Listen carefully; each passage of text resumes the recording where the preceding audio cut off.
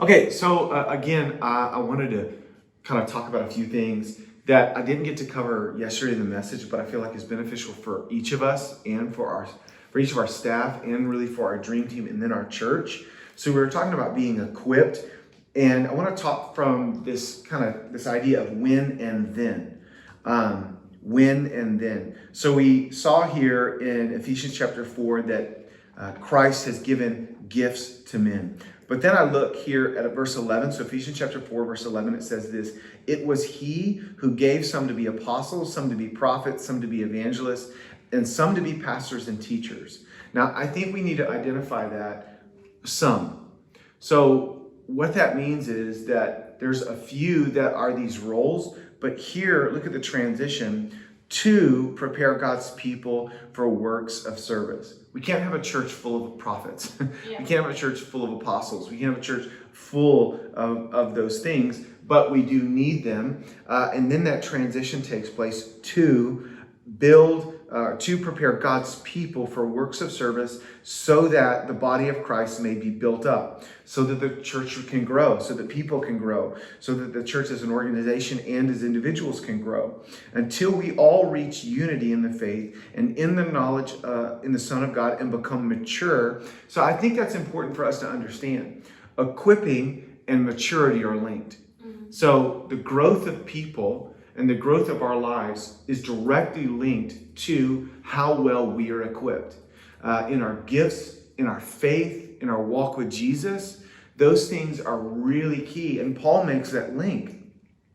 And so you can make the really great assumption: if someone is immature, they're under-equipped. Mm-hmm. If a church is immature, it's under-equipped. No matter what the age demographic of a church is, you could have a young church, an old church, middle-aged church, whatever you want it to be. It is all predicated on how well are they equipped. Now, for staff, that's a big accountability moment for staff, because what that means is this: is if we have an immature church, that means we as a staff aren't equipping our church. Mm-hmm. And so for us, that means, all right, we've got to really evaluate. But I want you to show you here. It says, "Until we reach unity in the faith and in knowledge of the Son of God and become mature, attaining to the whole measure of the fullness of Christ." And this is what I want us to see right here. And I want to link the idea of when and then. When we equip, then, right? Then we will no longer be infants. So what Paul is doing is he's really painting a picture of the future picture of what the church could look like.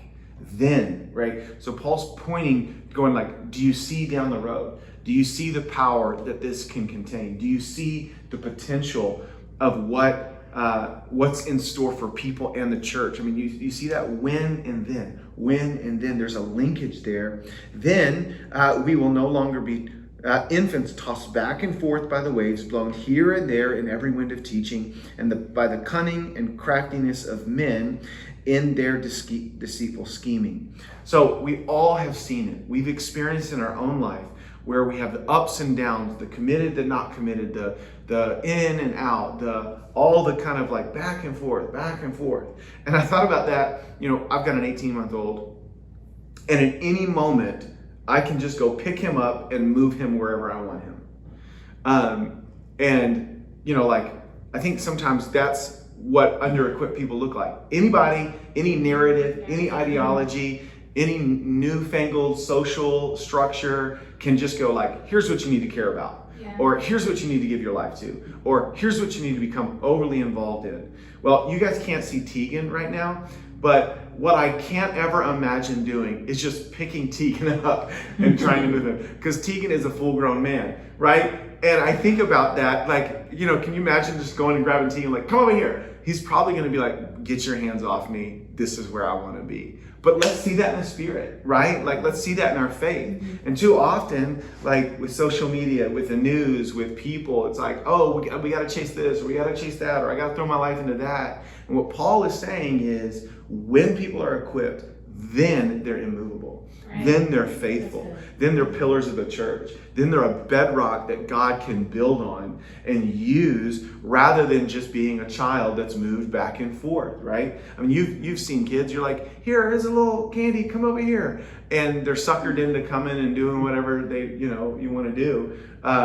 but I know it's cheesy and odd, but like nobody's just going to pick me up. Like nobody's going to move me because I'm a mature man. What does that look like in the spirit, right?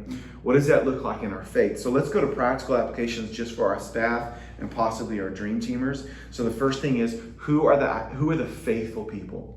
Paul said that, right? We saw that in Timothy, right? 2 Timothy chapter 2, verse 2. Look for faithful men and women. And we have this all the time, and the tension, you guys, you feel that, don't you? When you see talented people who are unfaithful and you're like, if you would just, right? What we can't do though is assume that they'll never be faithful. Right. I think we have to identify who they are. And we have to identify they're talented but not yet faithful. So I'm not going to lean into their talents until I've developed faithfulness in them, right? So think about that. Hey, you have so much ability, but honestly, this season right now is you just developing some faithfulness.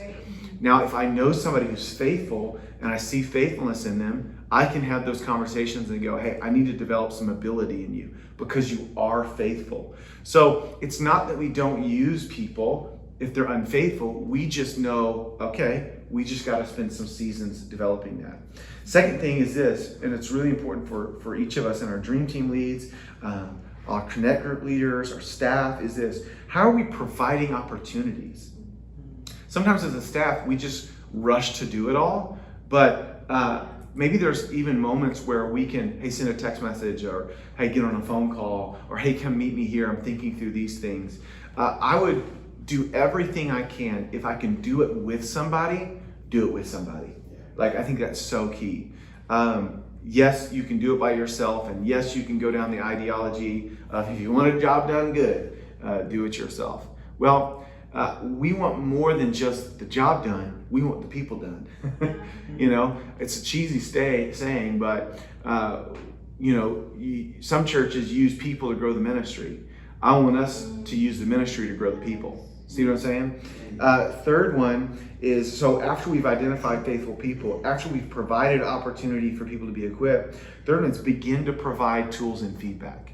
Like, we have to get practical. So, you guys know how I do with you guys. I'm giving you feedback on how you're leading, how you're communicating, what you're producing, and then also like, hey, here's what you can do better.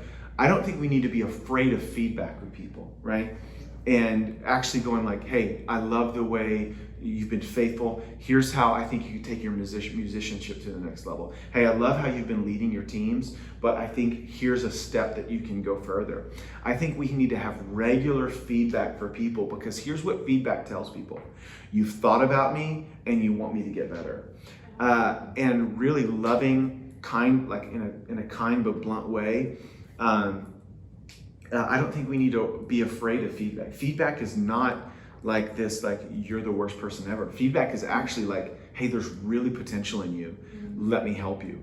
And my thing is, I know we kind of have a young staff, but don't be afraid to give feedback to people who are older than you. I think if you respect them, if you love them, if you put time in with them, you can give feedback. Fourth thing is this, is we have to improve our ability. So like, we have to like go, all right, how are we doing a good job equipping people?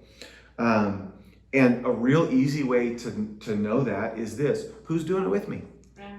If I don't have people doing it with me, then maybe my ability to equip people isn't great. Mm-hmm. So as you look at your to-do list, how much of that to-do list are you doing?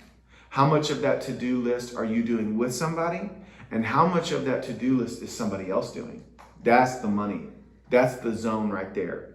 Because then you're able to do more. People are engaged. It's amazing. And then finally is this. I think it's really practical to make lists and pray over these lists of going, who am I equipping? Like can I actually say the name? Can I actually like point to people and go, these are the people that I'm identifying? And what I think is funny is like sometimes they don't even have to know. Right? You don't have to make this overt statement of like, hi, I just want to let you know I'm equipping you. But you know who they are. You're praying over them. You're evaluating. You're pouring into them. And here's the deal, guys. Victory City Church will only grow when and then. Okay? So when and then. When we begin to equip, so that then they will be mature believers, not tossed back and forth. Hey, let's build people. Sound good?